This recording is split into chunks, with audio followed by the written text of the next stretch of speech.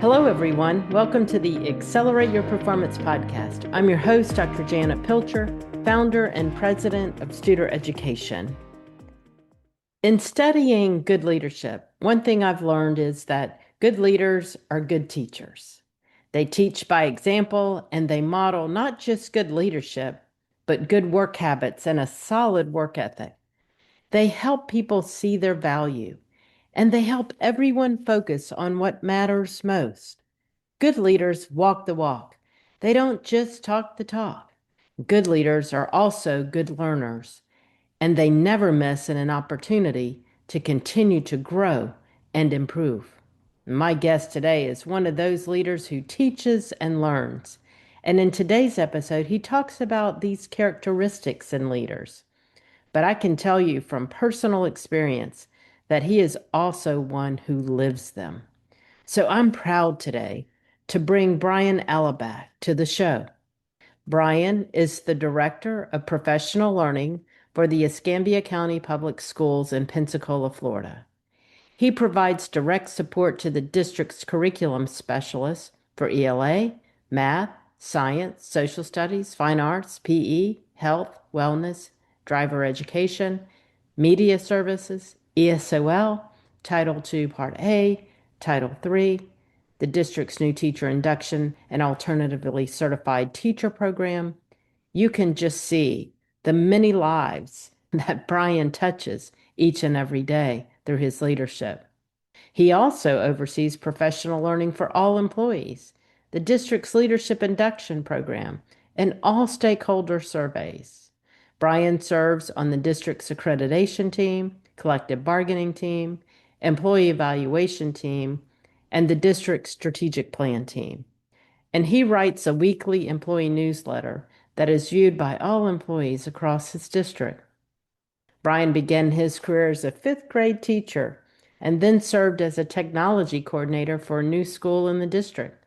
Later, he served as an assistant principal at an elementary school where nearly 60% of its students had an IEP ranging from mild to severely profound medical and cognitive dysfunctions. He has also served as a principal at an elementary magnet school that specialized in communication and technology and that housed an alternative behavior program for students who were staffed into the program for needing more intense behavioral intervention services. He has been the Director of Professional Learning since July of 2014 and has proudly spent his entire career in the same district. Brian has been awarded the district's Outstanding Elementary Social Studies Teacher of the Year award and was designated as the district's Principal of the Year. He was also recognized by his district's Administration Association as the Outstanding Member of the Year and was awarded the district's Media Service Principal of the Year. Brian is a true servant leader, and I am so pleased to have known him as a colleague and friend for so many years. Now let's jump into my interview with Brian. It's with great pleasure that I welcome Brian Alaback to our show today. Brian, welcome. Thank you. Good to be here. Absolutely. Looking forward to this. I have opportunities to talk to you from time to time and always enjoy those opportunities. And your continued learning and your depth of thinking is really important to our profession. So just so glad you're here today, Brian. The feelings and thoughts are mutual. Yeah, thank you. Yeah, it's always fun to connect with people that just we want to do the things that are most important for students and the most important for our people. And so with that, let's start with what impact has continuous improvement had on you, your department, and your team? So when we think of continuous improvement, we typically think of a process. And the way it began with me was a belief first. You can have a process, but if you don't believe in the process and the principles behind the process, then it don't matter what those procedures are that are inside of the process. If I don't have the mindset of continuing to grow and learn, then it don't matter what I'm trying to improve because I don't believe in that. It has to begin with me. So once I realized that, you don't have to learn something massive. It's it's just being a person who's willing to learn in any situation at any given moment to realize there's opportunities to learn and improve. I've been using the word learn a lot because that's what continuous improvement is about. It's about the learning process. And once you've truly understand it, then you discover the improvement. Yes. So the journey for continuous improvement begins with myself or the leader believing and embracing that in their own personal life and in their work life. Then it's about rallying your team together and having a unified process and belief that everything can be better, even if it's already great. Mm-hmm. Even if you already know a lot about something, there's something else to learn about it. So what's interesting is if you take the principles from martial arts, you have masters and they earn black belts. Then you have grandmasters. And the thing about grandmasters is that they learn from other disciplines of martial arts. They don't just stay within their particular practice. They learn other martial arts and they become grandmasters because they continue to learn in their journey and they earn the mastership of those. Yet they may specialize in a particular area of martial arts. But we as educators need to be in that same mindset, whether you're a leader, a teacher assistant, a bus driver, it doesn't matter. How do we improve our practice? And when we understand the other areas within our work that we may not do directly, if the bus driver understands a little bit more about how school operates, then they understand why their schedule is the way it is and the important role that they have in helping students to have a better day by having a great bus ride, right? And it's all about that continuum that everyone is involved in the continuous improvement process. Yeah, it's so good. And I love what you just said. It's a belief. And when I think about the leaders that we work with, those that are doing the work really have that deep seated belief that we can continue to grow and improve. I think you talked about martial arts. I think about, many people are connected to sports. There's not a sports team out there that says, "Oh, I've got it. I've mastered it. I'm done." Right? That's I mean, right. we're like practicing every day and looking at where we need to get better and we've never arrived. And so I just appreciate that from you and that it's throughout the entire organization, that everybody has a piece of that. So, as you think about your role as director of professional learning, you have multiple teams and you're leading those teams. How do you keep those teams aligned and moving in the same direction toward goals so that they're mastering and achieving the things that they need to achieve to feel like they matter to the whole picture? So leaders have to lead. There is a difference between leading people and managing people. Mhm. Management is really about processes and policies. Leadership is about people. And so if I'm going to be the leader who does it all, then I'm managing. But if I have people who are leaders within my organization, and I've got about a dozen, okay, that lead teams of people, I'm leading not just teams, I'm leading leaders of teams. I have to let them lead. So in order to be unified, the leader, like myself, has to be in constant communication. I have to have the same message. They have to know that if I consistently say this is our why, they know what our why is. But I can't just say I've said it 100 times. They know we got to keep repeating it. What we repeat communicates the value of it. It's not because I may be not seeing it. I'm validating. We're working on our why. We're working on our goals. Our teams have to be equipped. I can't just say, do you know what to do? I have to say, do you know how to do it? Do you feel equipped to be able to do that? Well, the perfect vehicle for that is rounding. When I go in and I start off with the connection questions and we're building off of our relationship, professional and maybe even personal a little bit. But in the nutshell, in that 15-minute time frame, I'm talking business, and I'm trying to make sure that as an organization and as the leader of that, and especially my team leaders, I meet with them weekly. Every week, I meet with each team member individually. I also meet with them weekly as a team of leaders. So I have subject area specialists. On Wednesday afternoons, we meet as a team of leaders. But throughout the week, they have assigned times that we have weekly scheduled in our calendars that we meet one-on-one to work on their specific issues. But within that, we check each other to see if we're able to stay focused on the important work.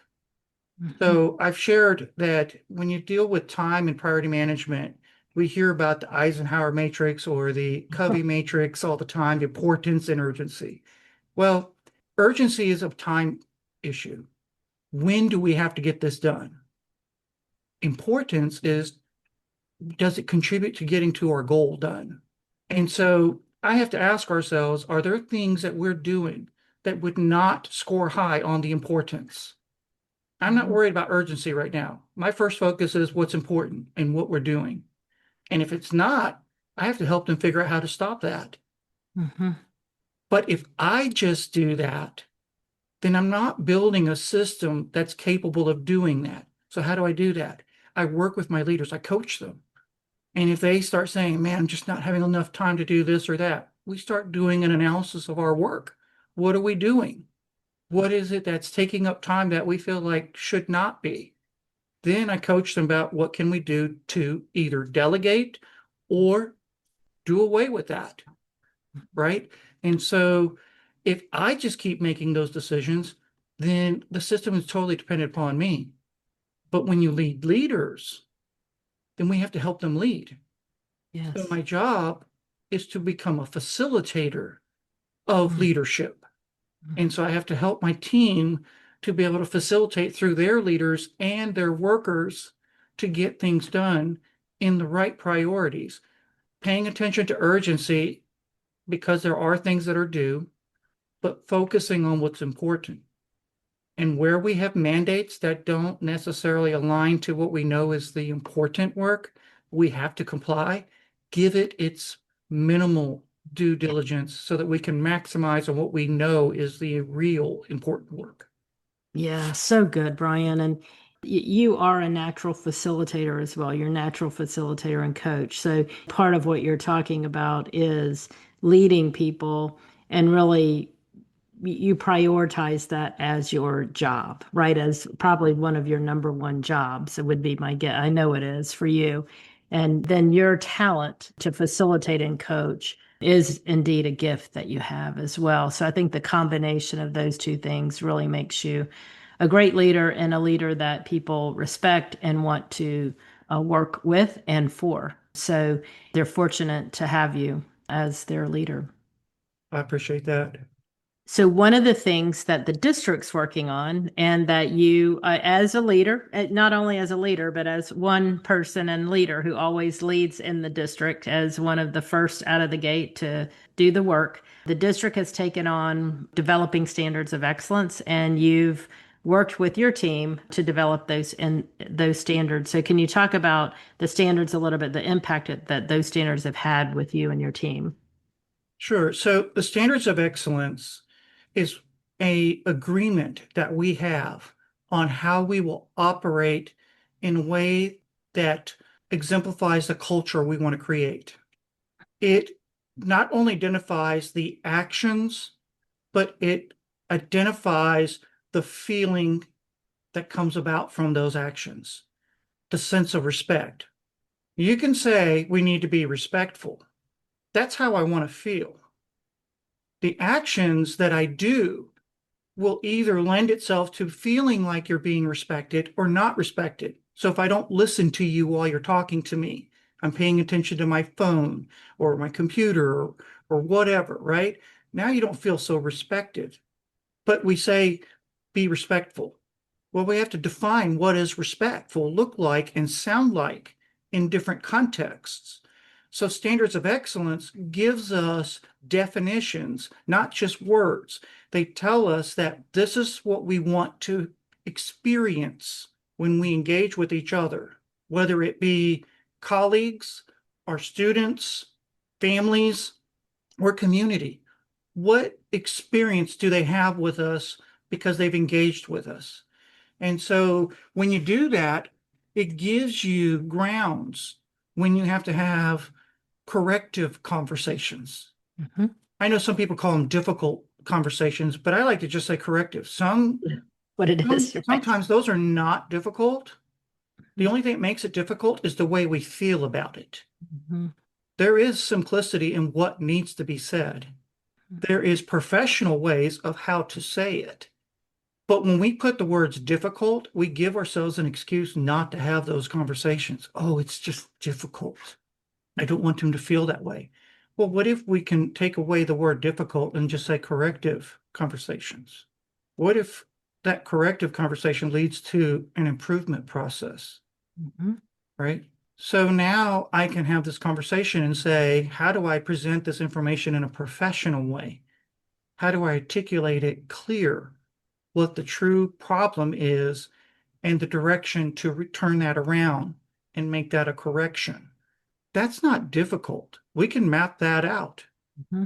We just have to get over attaching how we feel about these conversations versus I don't know what to say. I don't know the answer to this question or problem. That typically isn't the issue. We know how to correct someone who's being rude. We know how to stop rudeness, but we're a little afraid to say what it takes for that individual to do that. Mm-hmm. No, we need to have corrective conversations. Those can be done with standards of excellence. Standards of excellence also gives you grounds for those who are ready to step up. And they know when I do it this way, I'm going to be stepping up. I'm not just average. This is excellence. And here's the thing. You remember what I said earlier about this is about giving yourself a way to identify how people experience their interactions with you. We say customer service and whether they're satisfied. We don't get to determine their satisfaction. They do. It's how they decide their engagement with us, their experience with us.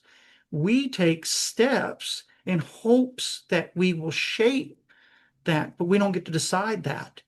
Right. And so standards of excellence gives us a measure, a unified, clear definition of a set of experiences we want people to have that allows us to identify the actions that lead to those feelings and experiences.